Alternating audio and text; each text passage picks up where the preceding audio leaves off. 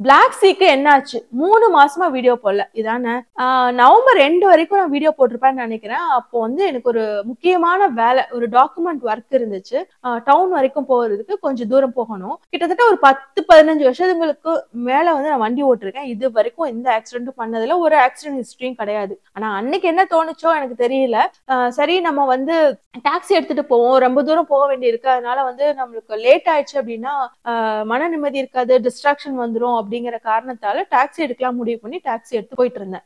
ஒரு கொஞ்சம் உயரமான ஒரு இடத்துல போயிட்டு இருந்தோம். அதாவது பெரிய மலை அளவுக்குலாம் நீங்க இமேஜின் பண்ண வேணாம், பட் கொஞ்சம் உயரமான இடத்துல போயிட்டு இருந்தோம். 2 லேன் தான், ஒன்னு ஆப்போசிட் டைரக்ஷன், ஒன்னு வந்து எங்களுக்கானது. அதுல டிராபிக் பயங்கரமா அப்படியே நின்றுச்சு, ஒரு இன்ச்சு கூட மூவ் ஆகவே இல்லை. ரொம்ப நேரம் அப்படியே இருந்துட்டு இருந்தனால எல்லாருமே கடுப்பாயிட்டாங்க அப்படின்னு சொல்லலாம். அந்த சமயத்துல ஆப்போசிட் டைரக்ஷன்ல ஒரு வண்டி, ஒரு ட்ரக் எதுவுமே வராதனால என்ன ஆச்சு அப்படின்னா, எங்க டாக்ஸி டிரைவர் வந்து லேன் சேஞ்ச் பண்ணி ஒரு 10-20 வண்டியாவது ஓவர்டேக் பண்ணி கொடுத்தா கொஞ்சம் டைமாவது சேவ் பண்ணி கொடுக்கலாமே நினைச்சிட்டு அவரு லேன் சேஞ்ச் பண்ண.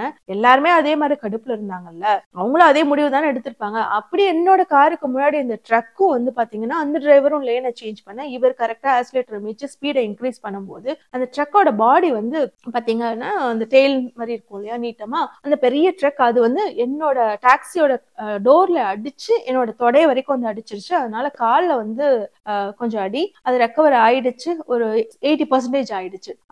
வண்டியில ஏறி உட்காரும் போதே பாத்தீங்கன்னா டிரைவர் சீட்டு பேசஞ்சர் சீட்டுக்கு பின்னாடி என்ன தேவையில்லாத ஆணி அப்படிங்கிற மாதிரி நிறைய ஸ்க்ரூ போல்ட் நட்டெல்லாம் போட்டு என்னென்னமோ ரெடி பண்ணி வச்சிருந்தாரு. எதுக்காக வச்சிருந்தாருன்னு தெரியல. ஆனா எனக்கு என்ன தோணுச்சு அப்படின்னா, இப்படி வச்சிருக்கீங்களா, முட்டினா இங்கதான் நான் போய் முட்டுவேன் அப்படின்னு நான் நினைச்சேன். அதுக்கப்புறம் ஒரு ½ hour போயிருப்போம்னு வச்சுக்கோங்களேன், அதுலதான் முட்டியிருப்பேன் நான் நினைக்கிறேன். அடிச்ச அடியில நல்ல வேலை சீட் பெல்ட் போட்டிருந்தனால தப்பிச்சேன். காருமே உருண்டுருச்சு. அதுல அடிச்சனாலதான் வந்து ஆக்சுவலா இந்த ஆக்சிடென்ட் இவ்வளவு நாள் ரெக்கவரி டைம் எடுத்துக்கிச்சு அப்படின்னு சொல்லலாம். இந்த இதுவும் இந்த நாடிலையும் பாத்தீங்கன்னா ரொம்ப ஆழமான அடி, ஸ்டிச்சஸ் போட்டிருந்தாங்க. இது உங்களுக்கு அவ்வளவா தெரிய வாய்ப்பு இல்லை, ஏன்னா ஃபில்லர் போட்டு ஃபவுண்டேஷன் போட்டிருக்கனால.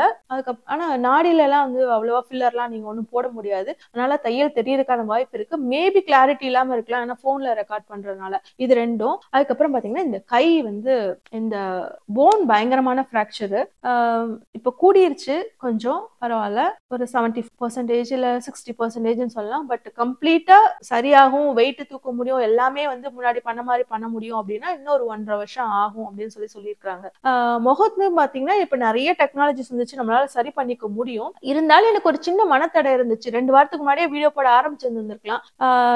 இருந்தாலும் கொஞ்சம் யோசிச்சுட்டே போடாம இருந்தேன்னு வச்சுக்கோங்களேன். அந்த சமயத்துலதான் நான் வந்து மனோஜ் அவர்கள் போட்ட ஒரு வீடியோ வந்து பார்க்க நேர்ந்தது. இது நம்மளுக்கு ஏற்கனவே தெரிஞ்ச விஷயம் தான், இருந்தாலும் நம்ம வந்து ஏதாவது தேவைப்படும் போது திருப்பி பார்ப்போம்ல, திருப்பி பார்க்கும்போது சுருக்குன்னு ஒண்ணு படும்ல, அப்படி எனக்கு பட்டுச்சு. அது என்ன அப்படின்னா, பெரியார் அவர்கள் 96 வயசுல ஒரு மூத்திர சட்டியை தூக்கிட்டு மேடையா ஏறி பேசினதை பத்தி நான் சொல்ல வரல. 96 வயசுல, அதாவது கிட்டத்தட்ட கடைசி மீட்டிங், சாகும் தருவாயில இரணியா அப்படிங்கிற குடல் இறக்க நோயில அவர் வந்து கஷ்டப்பட்டுட்டு இருக்கும் போது அப்போ அந்த மேடையில பேசிட்டு இருக்கிறாரு. அவருக்கு அவ்வளவு வந்து வலி, அது பயங்கரமான வலியை கொடுக்கும். அதுல கத்திக்கிட்டே வந்து கொஞ்ச நேரம், ஒரு நிமிஷம்லாம் வந்து பாஸ் பண்ணிட்டு அப்புறம் மறுபடியும் பேச ஆரம்பிப்பாரு.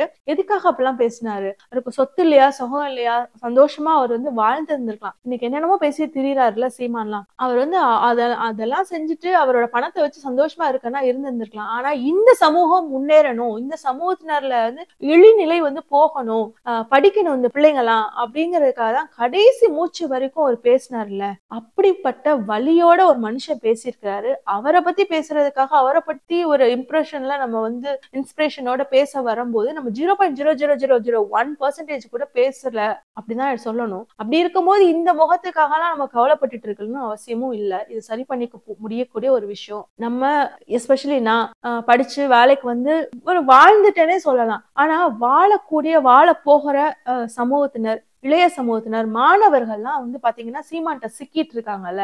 இந்த மும்மொழி கொள்கையினால பாதிப்புக்கு உள்ளாக போகுது. அதெல்லாம் பத்தி நம்ம பேசணும் அப்படின்னா நம்ம இதை பத்தி எல்லாம் கவலைப்படக்கூடாது. நம்மளால ஒரு 5 பேராவது கேட்டு ஆமா இவங்க சொல்றது சரிதானா அப்படின்னு மாறினாங்க அப்படின்னா அதை விட சந்தோஷம் வேற எதுவுமே இருக்காது. அப்படிங்கறனாலதான் இந்த மனமாற்றம் வந்துட்டு வீடியோ போட ஆரம்பிச்சிருக்கேன். இன்னுமே இந்த முகம் இப்படி இருக்கேன் நான் வந்து வருத்தப்பட்டுட்டுலாம் வீடியோ போடாமலாம் இருக்க மாட்டேன். ஆனா உடல்நிலை அப்படிங்கிறது இன்னும் வந்து ஒத்துழைக்கல. அதனால தொடர்ந்து வீடியோ போட முடியுமா அப்படின்னு எனக்கு தெரியல. ஆனா தொடர்ந்து வீடியோ போட நான் முயற்சியாவது செய்வேன். வாரத்துல 2 வீடியோ 3 வீடியோவா நான் போடுறேன். முக்கியமா இந்த 3 மாசமா வந்து நான் வருவேன்னு காத்துட்டு இருந்து இப்பதான் வந்து நான் ஒரு 100 150 சப்ஸ்கிரைபர்ஸ் வந்து அன்சப்ஸ்கிரைப் பண்ணிட்டு போனாங்க. அவங்களுக்குமே இத்தனை நாள் காத்துட்டு இருந்ததுக்கு நன்றி. கிட்டத்தட்ட வந்து 8000 சப்ஸ்கிரைபர்ஸ் கிட்ட வந்து நான் வருவேன் நம்பிக்கையோட இன்னமும் அன்சப்ஸ்கிரைப் பண்ணாம காத்துட்டு இருந்த அத்தனை பேருக்குமே என்னோட நன்றி. தேங்க்ஸ்.